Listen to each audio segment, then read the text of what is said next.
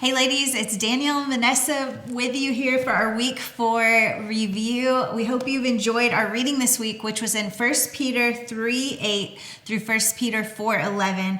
Our memory verse on day 6 was 1 Peter 3:8 that says, "Finally, all of you be like-minded and sympathetic, love one another and be compassionate and humble." That's such a great verse. So we just want to jump right into our questions today. You know, one of my favorite days of the study this week is day 1, 1 Peter 3:8 through 12. Some amazing verses.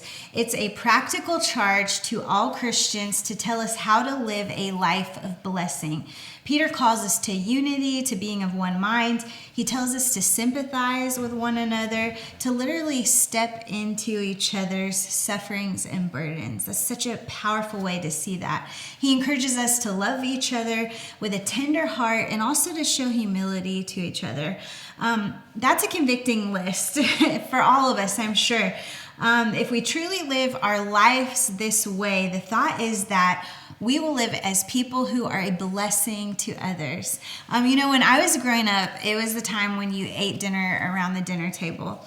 And my dad was in ministry, and not every time we ate at the dinner table was it a spiritual conversation. I do remember watching Entertainment Tonight. That will really date me. Some people in our state are probably Googling right now, what is Entertainment Tonight? We just call it ET now. Exactly. Watching that at the dinner table. But sometimes we would have spiritual conversations. And I'll never forget when he started this little challenge when we were kids.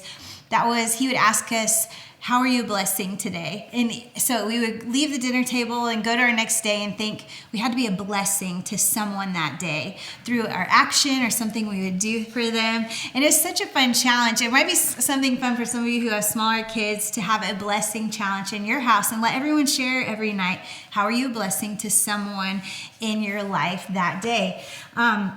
So that's a fun thing. But what are some practical ways we as adults, we should probably still have blessing challenges as adults still. What are some practical ways that we can kind of take our eyes off ourselves? It's very easy to keep our eyes, especially in the course of this year, focused on ourselves. So how do we take our eyes off of ourselves and live to be a blessing to others around us? What are some ways that you like to do this? Well, impractically speaking, I think one of the most impactful thing that I've done personally is to go on a mission trip. Because it's just very, very different outside of the United States. But to go somewhere where you really can see the suffering, the poverty, the lack of just the most basic things is very humbling and eye-opening for you to experience. So I think when you do that and you come back to your world, you know, some people get depressed because they see all of the waste, really, that we have, and we have so much. And it's true that we do. And not saying that so you look at what you have and feel guilty for it, because I don't think that guilt is a very productive emotion. Yeah, agree. I think it leads us down a lot of wrong paths. But that you see that you have an opportunity. What can I do differently from here on out that will be a blessing to other people, that will truly help them? And so I think that's one of the things. Then I also, I'm not like a pay it forward kind of gal, like to some random person that I'm never actually going to talk to pay their bill, which I'm not knocking that, because I think sometimes if you want to pay our that. bill at Love Coffee this week, go ahead. Yeah, exactly. But I like a personal interaction. So I think sometimes for me, day to day, a daily routine is to treat people with kindness when I'm in the grocery store, to smile. Yes. You know, like now you have to smile with your eyes. Raise your eyebrows. That's true. That is a little bit of a problem these days. It is. But I will sometimes take it down and smile at people, because I think they just need to have some kindness. You know, the person checking you out in the grocery store, say, hey, you know, hi, how are you today? What's going on? As someone who has a daughter who's worked at Hy-Vee, I would encourage you, don't be rude to the teenagers. Checking you out at Hy-Vee, they're just doing their best. Yes. I think one thing that I've tried to add to my life in recent years is just realizing that we live in a day and age that's not very good at being encouraging to people, or oftentimes we think something encouraging about someone, but we don't actually tell them. And so I've heard Craig Rochelle, who's a pastor, say, if you see it, say it. Mm-hmm. So lately I've tried to be more, if I see something in someone, just say it right away, because we all know I won't remember it 5 minutes after that. But if I see it, I want to say it. And I just feel like speaking encouragement over people, like, you know, oh, Vanessa, this is a very pretty sweater you're wearing today. It makes you look so lovely. Like, instead of just thinking that in my head, I could actually say that to you and be a blessing to you. And I do feel like that spreads, you know. Yes. That could have the power to change the course of someone's whole day. So, challenge for you. How could you be a blessing to someone in your life this week? Maybe teach that to your kids, and maybe the blessing will turn around and come back to you. Pay it forward. Yes. So the theme of suffering is again revisited this week in day 2. Our study says this, and this was so good. We can worship in the waiting, and we can sing through the suffering because we know that Jesus has already overcome. And this passage reminded me of 2 specific examples of this in Scripture. The first one I thought of was Paul and Silas when they were literally in the stocks, in jail, in Acts 16. And as they were in prison awaiting their kind of what was the decision regarding their lives, it says that they were praying and they were singing. They were singing through their suffering. And I also think of Peter in Acts 12. It was after Jesus had been crucified and after he had ascended back up into heaven, and the disciples were all gathering with all the believers and praying, and Herod had just begun to arrest people and persecute the church. So he arrested, or he actually killed James, the brother of John. He had him killed by the sword, and then he arrested Peter. So Peter's seeing people I love, friends of mine, they're being killed. He's in jail, and what is he doing? He's sleeping. Oh, sleeping. Yeah. Singing and sleeping. He probably sang first, sang himself to sleep. He's literally sleeping between 2 guards. And I'm just picturing myself. Would I be sitting in jail, sleeping peacefully between 2 guards if I knew that the next day Herod was bringing me out? And so I think these are just such powerful examples for us of people who knew real peace in life, but it's because they knew Jesus had overcome. They'd literally seen it. Jesus overcame. They saw it. They believed in it. So can you think of a time when God allowed you to worship in the waiting or to sing through your own suffering? Yes. I can think of a time. Or to sleep through it. I've not really slept through. I've not been that comfortable yet. I'm just going to admit that. Same.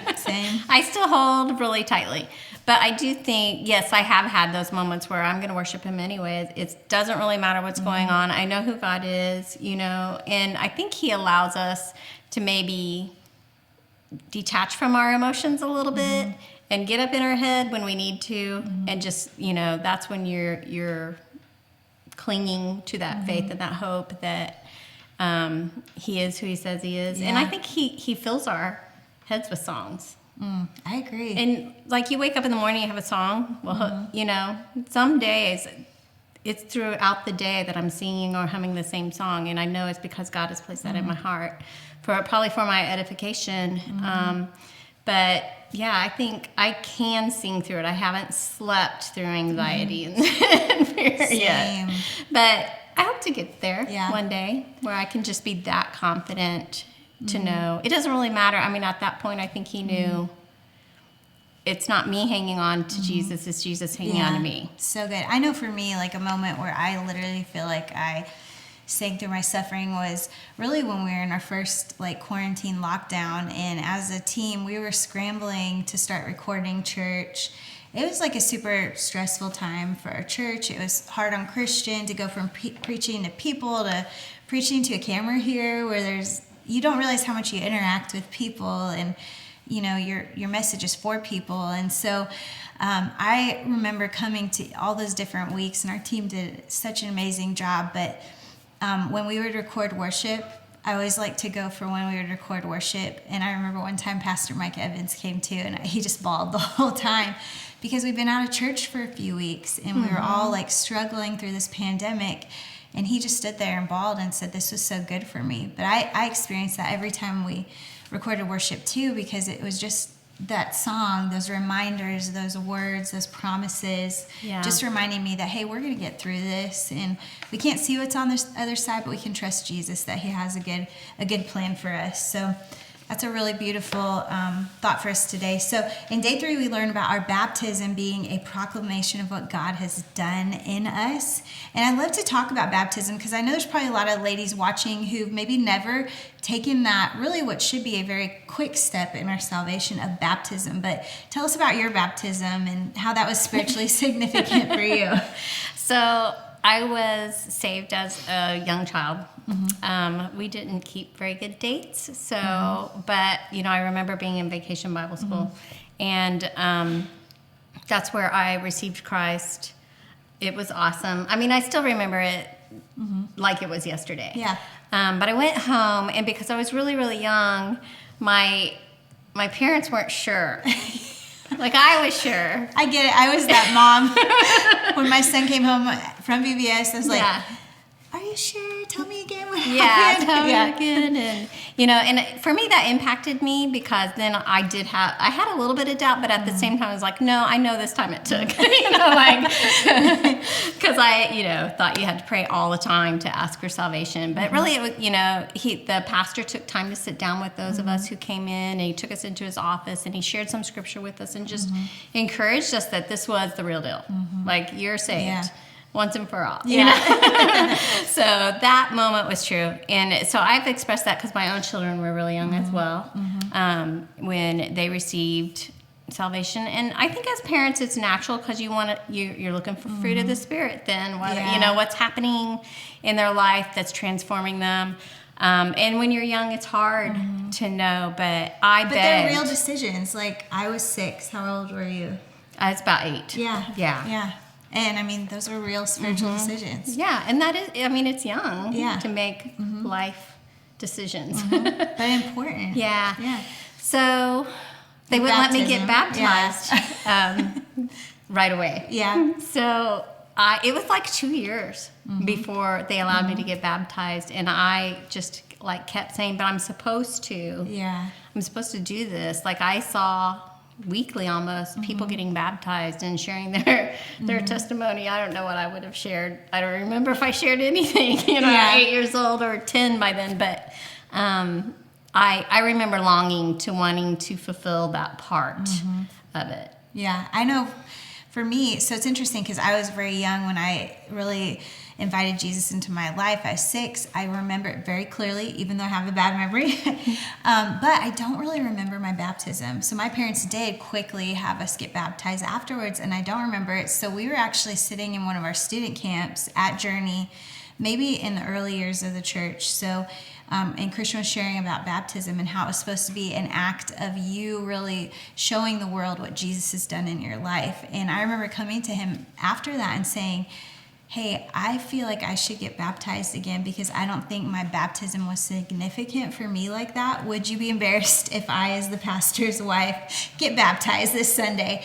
And I did, and it's really cool because my husband actually was the one who baptized me, and I got to share and try to maybe be an example for adults who are afraid to do that or might be embarrassed or ashamed. And so if I have that video, maybe I'll go post it in our Journey Ladies Facebook group just to share with you my testimony, my story, because it was neat. It was a spiritually significant moment for me. So I want to kind of wrap up with this. In day 5, we read 1 Peter 4:9 that says, cheerfully share your home with those who need a meal or a place to stay. That's actually what he says. This is one of the ways that we love each other and that we share our spiritual gifts with the church, because there is a spiritual gift of hospitality. And there is a hesitation today, I think, to really share our lives and our homes with people. I think for a couple different reasons. One, I think we're just way too busy. But I think there's also this thought of my house isn't clean enough, it's not Pinterest perfect enough, so I just don't want to have anyone over. And we've kind of already talked about this in previous weeks, that the Higgins house is like the place to be. And you kind of surrendered a lot of those things to make your home open for people. You really model this so well. So how's that been a blessing to your family, just kind of having this open door policy? And what would you encourage our ladies today to maybe try to take a step to show more hospitality in their house and more community? Well, I think younger, I was more worried about being perfect. And part of that's the era that I grew up in, that everything did have, that's the lady's home was a reflection of herself, and you had to be perfect. Well, we've discussed that I was a very messy person. And it was a struggle for me, it was important to me, but it was a struggle for me. And then, when you do have people in your home, because we opened our home up to small groups, and that small group was really messy. So I'm not going to share all of everyone who has attended Journey has a small group story. Yeah, we had a small group story, but the small group itself was still a blessing to us. But it also taught us, you don't have to be perfect. And frankly, you can't be perfect. And it's just, it takes too much of my energy to try to be perfect. And I probably should be a little better than I am right now. But I'm not going to stress about it. The point is, people don't actually feel comfortable if your house is perfect. Oh, that's true. Because they can I sit here in this chair? Am I going to mess this environment up? They want the paper plates and cups. They won't eat off of your good china. So I really think, because we're so casual, forget about it. Just do it. You're going to be blessed for it. Things will get broken. Yeah, it's okay. I walk into your house and I feel like I instantly, the world comes off me. Yeah. Because I feel like I'm just kind of at home. Make yourself at home. And that's what I want. I want a home that's what my home was welcoming when I grew up. That's where all of my friends hung out. And I really wanted that for my kids. So, I don't try to beat them over the head with being clean, although I don't agree with living like you're in a fraternity house. But I'm sure most ladies would agree with that.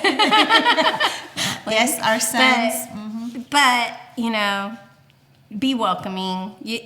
You're just going to benefit and grow personally in your relationships. You're going to have better friendships. I would agree with this because I think because our life is so often about people, all the time, when we come home, we kind of isolate and retreat back home. And so for us, it's interesting, and maybe I shouldn't admit this publicly, but I will. For us, we chose to do quarantine with a few of the young staff couples from our church that we knew didn't have family here. So we, during quarantine, would have them over for dinner and just hang out with them. And it was really funny because a lot of you know Hannah and Hannah. So every night after dinner, they were still hanging out, but we always go, it was warmer, we always go on a walk after dinner. And when Christian and I walk, we really walk. It's not like a stroll. It's it's a for real, a 3-mile walk at least. And so they were like, okay, well, we'll go on your walk with you. And Hannah came out with her Birkenstocks on. And I was like, oh, are you going to wear those on the walk? She's like, oh yeah, that'll be great. I'm like, no, I think you better, I'm going to give you a pair of my tennis shoes. But it was so neat. We went to ice cream together. And just having those young couples over was so special for us. Such great memories. It felt like family. And I just remember God kind of showing me again, this is something that's going to push yourself in. We talked about kind of pushing ourselves spiritually in different ways. For me, because I am around people so much, it's easy for me to want to close down when I come home. And I think God is actually kind of showing me in the last year, that's an area I could push myself more, because it's always great for me. Yeah. And it's beneficial. And so maybe it'll encourage you to know that, hey, this is straight out of the Bible. Cheerfully share your home with those who need a meal or a place to stay. And by having that Christian community, you will think that you're being a blessing to someone else, but probably the truth is they're going to end up being a greater blessing to you. Yeah, so can I just say this too? I mean, since we've talked about media and disconnecting from that, what a great way to disconnect from that and just building relationships face to face in your own home. Yeah, because we don't really connect with people through social media. We really don't. We snoop on them and stalk them and keep tabs on them, but it's not really the face-to-face, heart-to-heart. So. Yeah.